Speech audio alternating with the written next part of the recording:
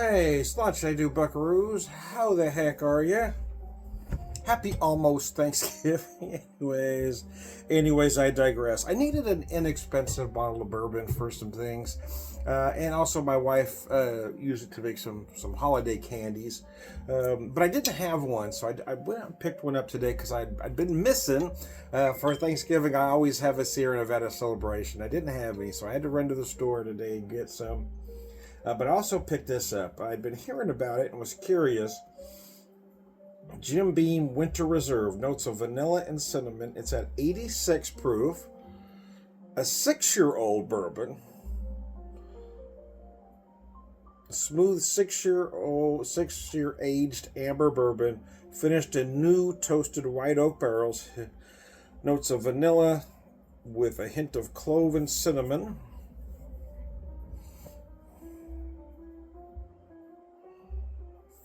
Let me show you that bottle there. I did pour some neat and on the rocks. I'm going to pick up the neat glass first, though. My Jim Beam black glass here. I like this little glass. It's great for neat drinking. So this is my first shot at it. I haven't checked the nose. I haven't tasted. I haven't done anything but pour and take a picture. Oh, nice.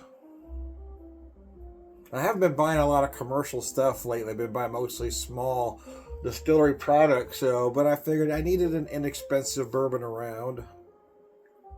This was only about $25.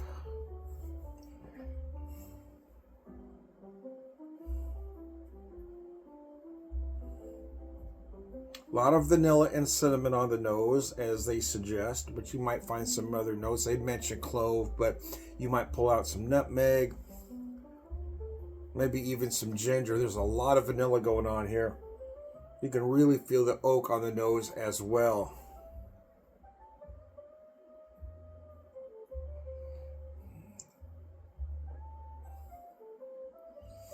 Not bad. I've been drinking a lot of 100 proof plus products lately and a lot of cast stuff. So, in all honesty, it feels a little thin, but it's probably about right for an 86 proof. It isn't hard to drink. You do get a lot of those baking spice notes, right? Well, they mentioned vanilla and cinnamon, but allspice, I'm going to mention allspice in there, as well as clove, nutmeg, and ginger that I mentioned earlier.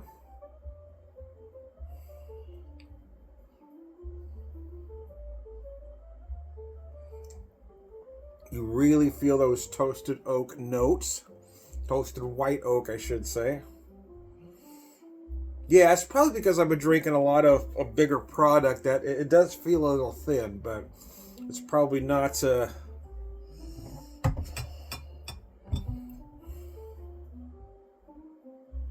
not abnormal for the proof anyway. Yeah, it's not bad though. The reason again I wanted an inexpensive whiskey to do some cocktail experimentation with. Maybe chuck in some eggnog or some coffee, you know. Something inexpensive. We fool around with some classic highballs I didn't want to use an expensive whiskey for.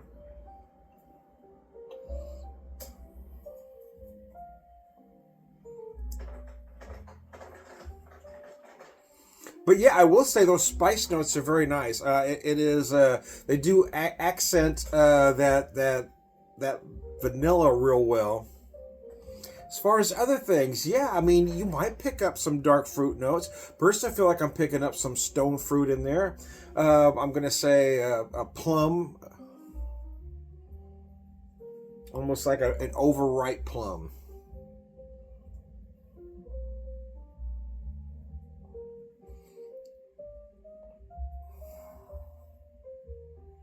Nice. Yeah, it ain't bad. Especially, again, it's $25, man. You know, I have a lot of what I feel are good products around me. I wanted something inexpensive that I could do some different things with, and again, I might use for some cooking as well. Sometimes I use bourbon as part of a marinade.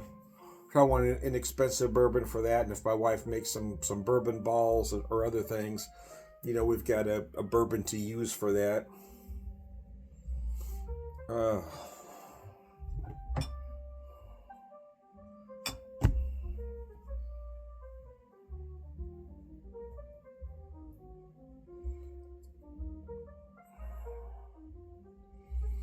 Yeah, it might not be the most nuanced I've ever had, but I mean, it is nice. There's nothing wrong with it. It's not hard to drink. There's no burn per se.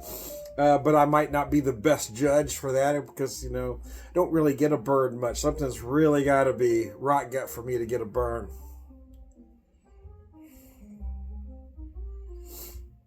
But yeah, I mean, it's approachable. It's easy to drink, and again, it is a nice, mid-priced to lower price bourbon. It'd be perfect for some eggnog or some cocoa or some coffee or a hot toddy, if you will. Yeah, it'd be a perfect whiskey for a hot toddy because of the spice notes. Would really be nice with the honey.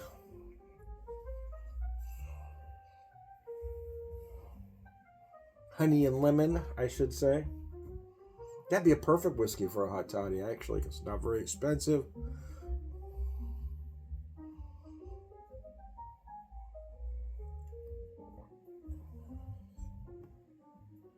Ah, damn it. Little bug got in my other one. I should have covered it. Darn it, I wasn't thinking. Lost my coasters I was using to cover them up here.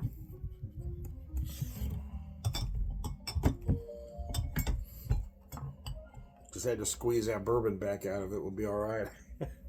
Nothing goes to waste around here. There'll be no whiskey thievery around here. I like this little glass. I've had this glass, gosh darn, I don't know how long. It's Jim Beam black glass. But I like the shape. It's perfect for neat drinking. Holds a couple ounces, really nice. Or if you want more, that's fine too. It'll hold 3, 4. You could use it for rocks, but I prefer it for neat drinking. It's perfect for bourbon drinking neat.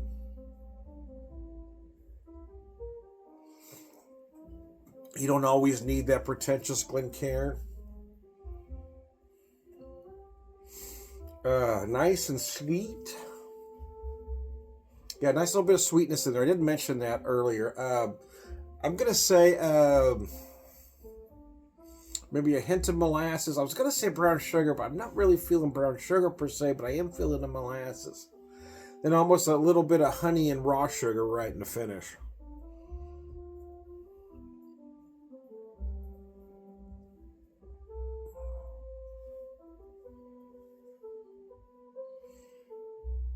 Oh, mercy. Got a sneeze coming out. I can feel it.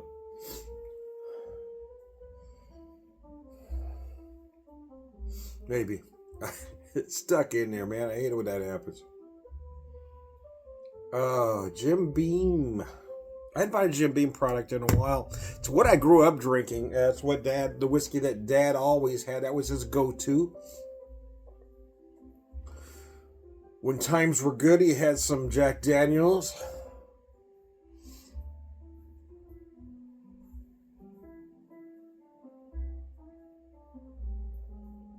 But he always kept some wild turkey around when he needed that little extra.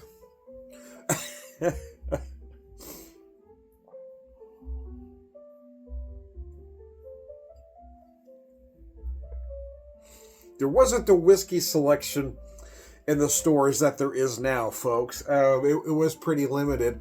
I think certain products were there. I just didn't notice them, like a Maker's Mark. Maker's has been around for a while, and that might have been in the store. But I just always remember seeing Jim Beam, Jack Daniels, and Wild Turkey seemed to be what everybody had, right? Everybody's bar had those three. Every bar had those three. Some would have others, you'd see some early times.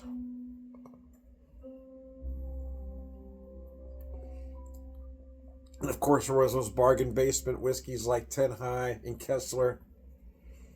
The local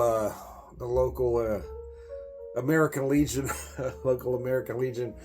used Kessler as their well bourbon, and Dad just hated Kessler. And when my sister got married, the future father-in-law decided he was going to cover the stuff for the reception, but he only bought 10 high bourbon because he was, a bit of a tightwad.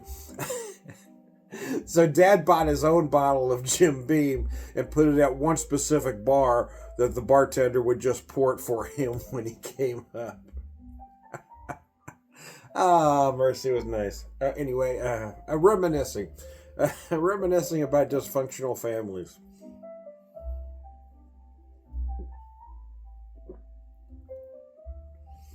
Yeah, it is nice. It's not bad, to be honest with you. It does showcase those spices. They mention cinnamon and cloves specifically. Here I've got some on the rocks here to have with you now. They mentioned cinnamon and cloves specifically.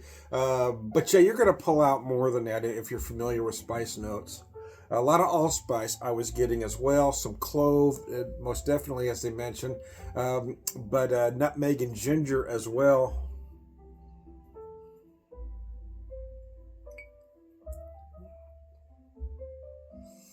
Oh, well, I'm right there, baby. I was letting this sit just long enough to what I like to call the sweet spot.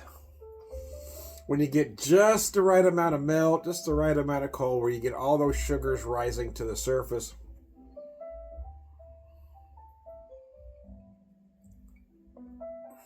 Getting a lot of raw sugar and honey notes for sweetness.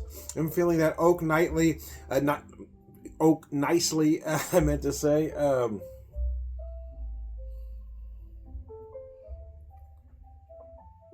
The spice notes are subdued once you add that cold component, but they are there. But just almost feels like a cinnamon sugar combo going on, because it's very sweet.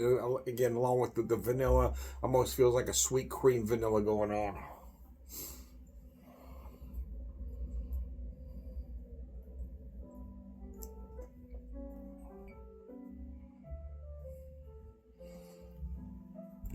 Yeah, it's value, right? It's not a bad whiskey for $25.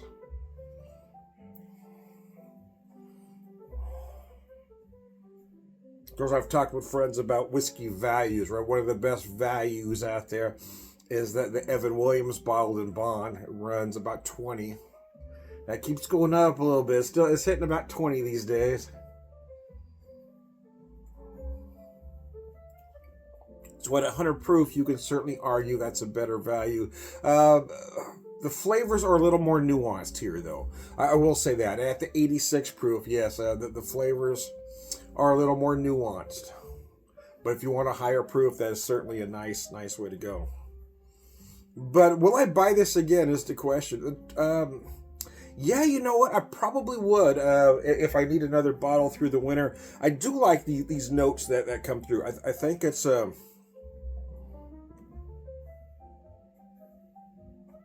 It's balanced very well. The vanilla, the spice notes. Yeah, I like the way everything comes to the surface. And again, it's getting those capacities that I mentioned earlier. Eggnog, cocoa, coffee, a highball. Save your good whiskey for your top shelf cocktails and neat drinking, right? But here, this will be a nice highball. But the flavors really lend itself well to, a hot toddy that I mentioned. I think would lend itself well to be served warm, like a hot toddy, and some cocoa and some coffee, etc.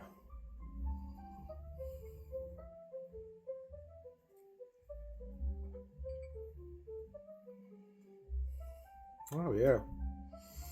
Handles the cold and a little bit of water very well, without washing out completely, because I did mention I felt the body was a little thin, but I mean for 86 it's probably about right. I'm just used to drinking heavier whiskey.